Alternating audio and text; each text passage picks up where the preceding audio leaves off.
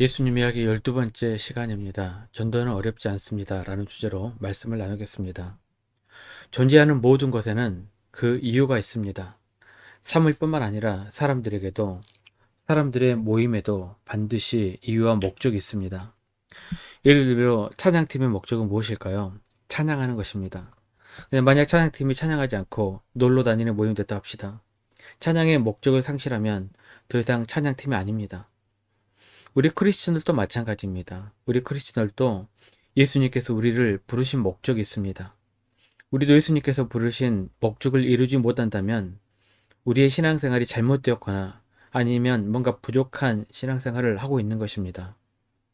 반드시 예수님께서 부르신 목적에 합당한 삶을 살아야 우리는 쓸모있는 인생을 사는 것입니다.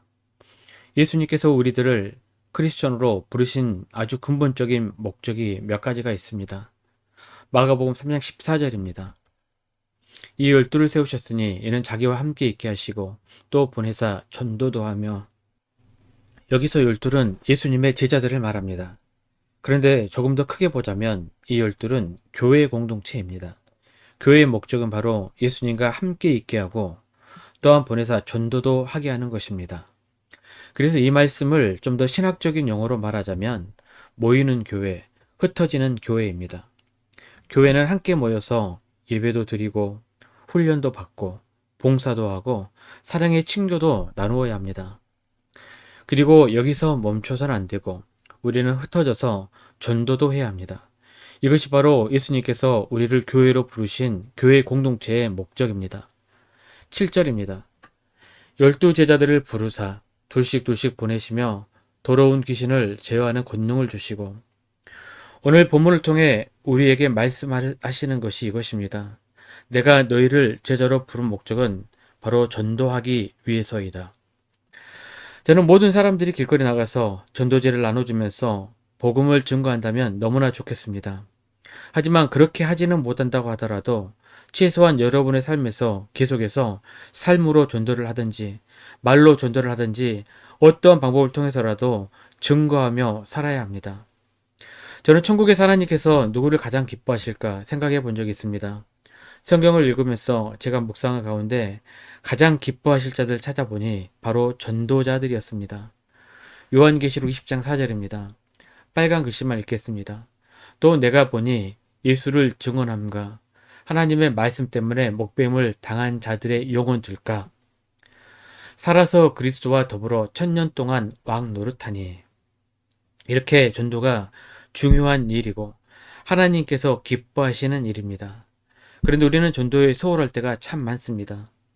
오늘 말씀을 통해서 우리는 어떻게 전도할 수 있을지, 전도는 참 쉽다라는 관점에서 말씀을 나누고 싶습니다.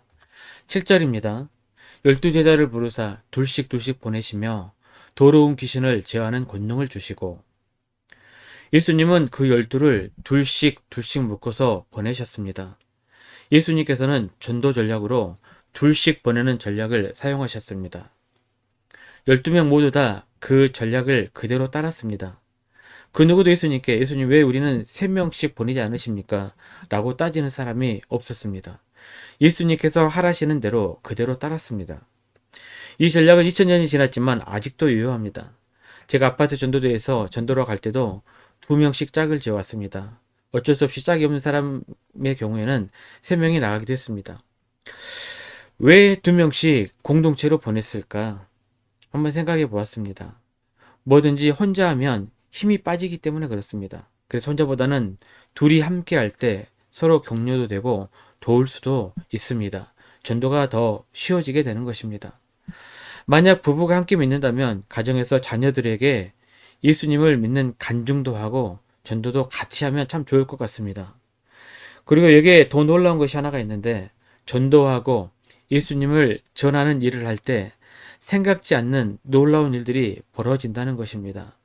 우리 7절 다시 한 번만 읽겠습니다. 둘씩 보내시며 더러운 귀신을 제어하는 권능을 주시고. 자, 둘씩 보내셔서 전도하게 될 때 능력이 나타난다라는 그런 말씀입니다. 저는 여러분들이 전도하는 가운데 그 가운데 하나님께서 주시는 놀라운 일들을 경험하시기를 바랍니다. 자, 전도는 실제로 집을 방문하거나 사람을 만나서 복음을 전하는 것이지만 우리의 삶으로도 전도할 수 있습니다. 자, 8절 9절입니다. 명하시되 여행을 위하여 지팡이 외에는 양식이나 배낭이나 전대의 돈이나 아무것도 가지지 말며 신만 신고 두벌옷도 입지 말라 하시고, 전도자로 나가야 하는데 최대한 단순히 나가라는 말씀입니다. 저는 이 말씀을 삶으로 전도하는데도 적용해 보았습니다. 이 말씀은 우리의 삶을 아주 단순화시키라는 말씀입니다. 우리 삶이 단순해지게 될 때 그때 우리는 무엇을 의지하게 됩니까? 그때 우리는 하나님의 능력을 의지하게 됩니다. 그리고 그때 능력이 나타나게 됩니다.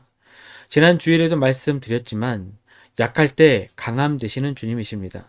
언제 능력이 나타나요? 우리가 약할 때, 우리가 부족할 때 하나님께서는 능력을 베푸십니다. 요즘 우리가 능력을 잃어버린 이유는 이러한 단순함을 잃어버렸기 때문에 그렇습니다. 굉장히 복잡해집니다. 그리고 그 복잡함의 이면에는 다 욕심이 숨겨져 있습니다. 성경 우리에게 일용할 양식만 구하라고 했는데 우리는 이러한 단순함을 잃어버렸습니다. 복잡해졌죠. 돈도 걱정해야 되고 옷도 걱정해야 합니다. 자동차, 집, 자녀, 학벌, 명예 등등등.